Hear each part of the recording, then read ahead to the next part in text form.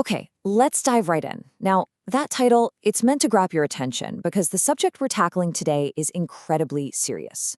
All around the world, global leaders, top generals, they're all starting to openly talk about the risk of a major war in a way they just haven't for decades. So what are these signals, and what are they really trying to tell us? Right, so this isn't just about one region somewhere far away. This is a global signal check. And that's what this explainer is all about. We're here to decode the quiet, kind of coded messages being sent by governments. Not to create panic, but to build awareness for those of us who are listening carefully.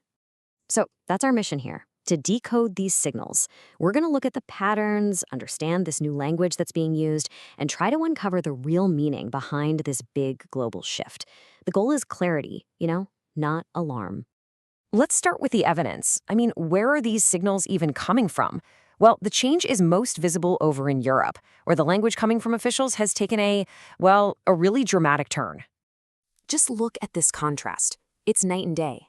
For years, the official promise was always peace and stability. But now you have governments and even the European Commission openly telling citizens to prepare for disruption. They're urging people to build a culture of resilience. Think about that. When the official language changes this drastically, it means their entire risk assessment has changed too. And you know what? It's not just talk. We are seeing massive action. Poland, for instance, is launching its largest readiness drive since World War II, and they're aiming to train nearly 500,000 civilians. And other countries are reinforcing conscription, they're expanding voluntary service. This isn't for some short-term event. This is preparation for long-term tension. This isn't hyperbole from the media, okay? This is coming directly from senior NATO figures and European generals. They're shifting from quiet, behind-the-scenes analysis to very public warnings because they need their populations to be prepared for what they now see as a realistic, not just theoretical threat. Now, a really critical piece of this puzzle is the shifting role of the United States. As the main security guarantor for NATO, any change in its position sends ripples absolutely everywhere. The message is kind of twofold. Europe, you have to step up. But also, the risk of a larger conflict is real. So when the anchor of an alliance starts talking like this, allies get nervous and start hedging, and adversaries, well, they start testing the boundaries. So with all these warnings flying around, what is the core message for citizens? It all really boils down to one word you're hearing over and over again now: resilience. So let's break down what that actually means. Okay, this is the crucial point. What resilience means in this context isn't just about, being tough. It's a specific capability. It's being able to manage for at least 3 days without government help during a crisis, supported by your own supplies and the ability to navigate a totally chaotic information environment. And this shows that the first line of modern defense isn't tanks or jets, it's the citizen. It starts with the ability to just stay calm when systems fail. And that calmness allows you to think clearly. And that clear thinking lets you act independently. A population that can do this is the true bedrock of national security. And this, right here, this is the key insight. A single warning could just be an anomaly, right?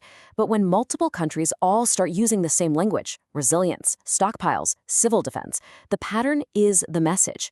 The coded warning is clear. The time to prepare is now.